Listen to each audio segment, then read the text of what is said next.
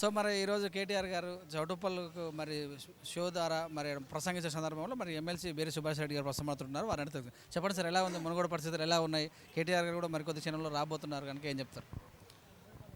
మునుగోడు ప్రజలందరూ కూడా అభివృద్ధి సైడే ఓటేస్తానికి సిద్ధంగా ఉన్నారు. ముఖ్యమంత్రి కేసీఆర్ గారు చేసిన పనులు భారతదేశంలో ఏ ముఖ్యమంత్రి కూడా చేయనటువంటి పనులైనాయి అనేది ఖచ్చితంగా కంపారిజన్ చేస్తున్నారు. ఈ జూటాకోరు బీజేపీ వాళ్ళు చెప్పేటివని బోకస్ అని చెప్పి ఇప్పటికీ 2 ఉప ఎన్నికలలో మేము 3,000 రూపాయల పెన్షన్లు ఇస్తామని ఒక అబద్ధమైన ప్రచారాన్ని కూడా ఇక్కడ చేస్తున్నట్టు తెలిసింది.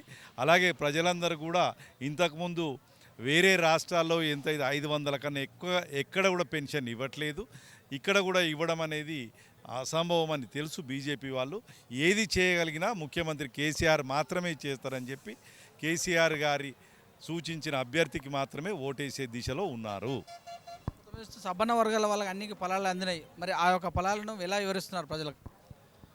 ప్రతి ఒక్కరు కూడా కేసీఆర్ గారే వారి వారి ఇంట్లో ఉన్నట్టుగా వాళ్ళు ఫీల్ అవుతున్నారు. ఎందుకంటే కళ్యాణ లక్ష్మి కావచ్చు, రైతు బంధు కావచ్చు, లేకపోతే ఇంటింటికి కరెంటు కావచ్చు, భగీరథ ద్వారా మంచినీళ్ళు కావచ్చు, ఈ 75 ఏళ్లలో ఎవరు మార్పు చేయనటువంటి ఫ్లోరోసిస్ విషయం కావచ్చు, ఇట్లా కళ్యాణ లక్ష్మి, షాదీ ముబారకు, గర్భిణీ అయినప్పుడు డెలివరీ అయ్యే వరకు ప్రతి నెల చూపెట్టడం, 12-13 వేల రూపాయలు అమ్మాయి పుడితే అబ్బాయి పుడితే ఆ విధంగా ఇవ్వడం అనేది ఖచ్చితంగా ప్రతి ఇంట్లో కేసీఆర్ గారు మా ఇంట్లోనే ఉన్నాడు అన్నట్టుగా ప్రతి ప్రజలు ఫీల్ అవుతున్నారు.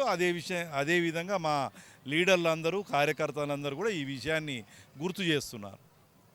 2018కి 2028కి తేడా ఉందంట, 22కు ఖచ్చితంగా మునుగోడులో తేడా ఉందండి.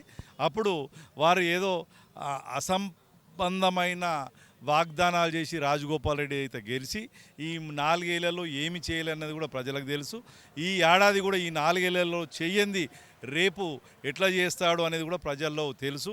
ఈ మధ్యనే అతనే వేరే టీవీ ఛానల్లో 18,000 కోట్ల కొరకు నేను పార్టీ మారినాను కూడా చెప్పడం ప్రజలందరికీ కూడా ఆయనను మునుగోడు నియోజకవర్గ ప్రజలందరినీ కూడా అక్కడ వీళ్ళని చూపించి ఆ లబ్ధి పొందినట్టు ప్రతి ప్రజలు కూడా అర్థం చేసుకొని అతన్ని చీకొడుతున్నారు. Thank you.